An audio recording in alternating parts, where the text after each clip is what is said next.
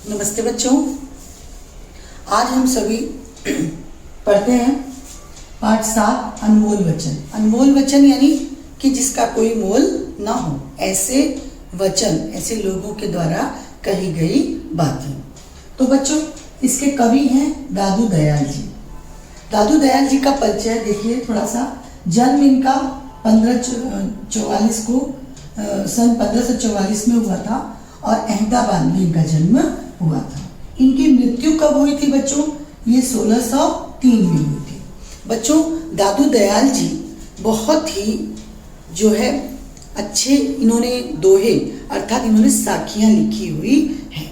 दादू दयाल जी ने अपने घर को त्याग दिया था बच्चों, और घर को त्याग करके उन्होंने 12 साल तक कठिन जो है तप किया था, और फिर इनको इसी में सिद्धि प्राप्त हुई। और इसके बाद इनके नाम के साथ दादू एक संप्रदाय, दादू का एक पंथ चल पड़ा था। तो चलिए बच्चों, पूरी की पूरी जानकारी हम जो है पढ़ने चलते हैं।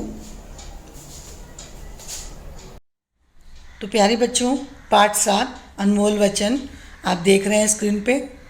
दादू दयाल जी इसके कवि हैं और इनका परिचय कुछ इस तरह से देखिए है। जन्म इनका 1544 में और अहमदाबाद में, गुजरात में जो कि है, वहाँ पर हुआ था। मृत्यु इनकी 1603 में हुई थी। परिचय इनका है, गृहस्थी त्याग कर इन्होंने 12 वर्षों तक कठिन तप किया, तपस्या की इन्होंने गुरु कृपा से इनको सिद्धि प्राप्त हो गई। दादू के नाम से दादू पंथ चल पड़ा।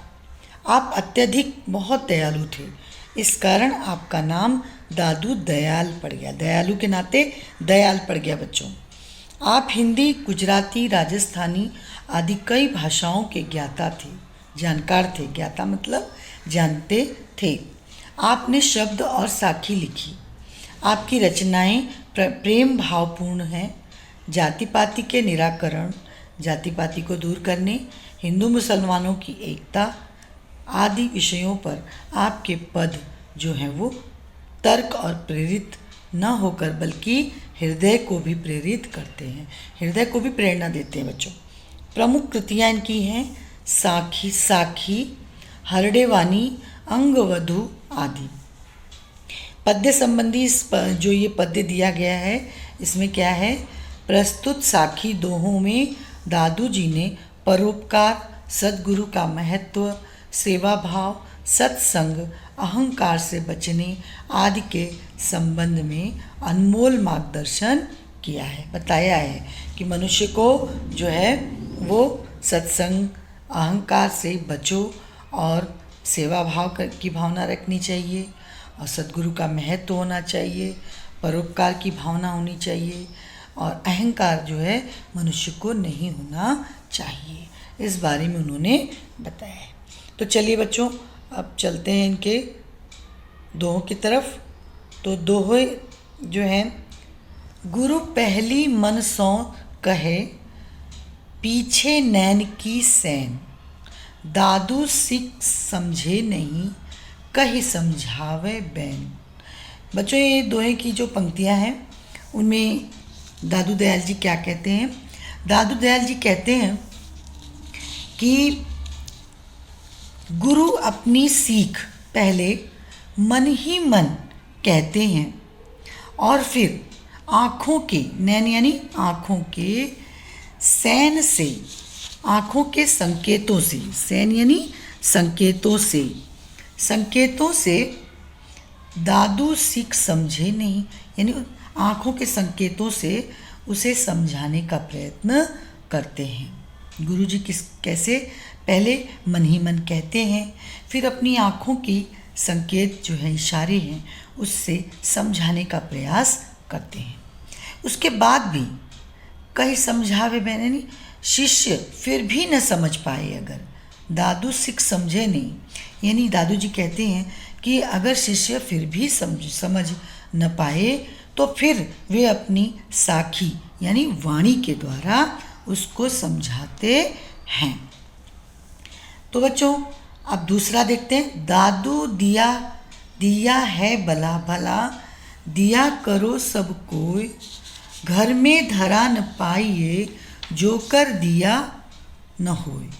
यहाँ पर कवि कहते हैं कि दादू जी कहते हैं कि दान में ही भलाई होती है, दान देने में ही भलाई होती है, अतः सभी के द्वारा दान दिया जाना चाहिए, सभी को दान देना चाहिए।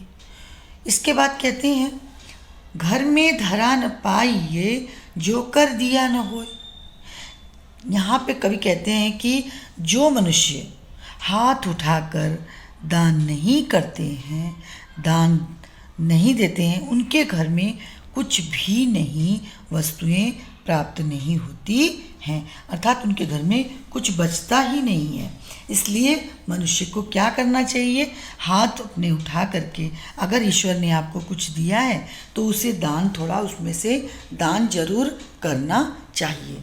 दान का महत्व तो बहुत बड़ा होता है। देखो बच्चों, घर में अगर कोई आ जाए, दरवाजे पर कोई ये खाली हाथ आ जाए, किसी को भूखा पेट आ जाए, तो उसे खाना खिला करके भेजना चाहिए, और उसे कुछ हो सके तो द्रव्य वगैरह भी दे दो। दान, इसी को दान कहते हैं। उसके बाद देखिए तीसरा, न घरी रहया न बनी गया, ना कुछ किया कलेस, दादू मन ही मन मिल्या सतगुर के उपदेश। यहाँ पे देखिए बच्चों, कितना अच्छा कहते हैं संत दादू दयाल जी। कहते हैं कि न तो घर में रहकर कुछ पाया और ना बाहर जा कर के कुछ पाया। वो कहते हैं न घर में रहकर कुछ पाया हे मनुष्य, और न बाहर जा कर के कुछ पाया, अर्थात वन में जा कर के भी तूने कुछ नहीं पाया, ना ही मैंने क्लेश करके कुछ पाया। यहाँ पे कहते हैं कि हे मनुष्य, ना मैंने कोई क्लेश यानी किसी को कोई दुख पहुँचा करके ही कुछ पाया है, कष्ट पहुँचा करके। ना मैंने घर में पाया, ना मैंने जंगल में अर्थात वन में जाकर कुछ पाया, ना ही मैंने कुछ कष्ट करके कुछ पाया। दादू मन ही मन मिल्या सतगुरु के उपदेश। यहाँ जो है कवि कहते हैं मैंने तो केवल उपदेशों पर, जो सदगुरु के उपदेश हैं उन पर ही चल करके अपने सदगुरु को पा लिया। मैंने मन ही मन जो उपदेश थे उनके ऊपर मैं चला, उनके उपदेशों पर मैं चला, तो मैंने अपने सदगुरु को पा लिया। तो बच्चों, आज हम लोग जो है इतना ही पढ़ते हैं, और आगे की जो दोहें हैं उनको अगले बार पढ़ते हैं। तो आज के लिए इतना ही बच्चों, धन्यवाद बच्चों।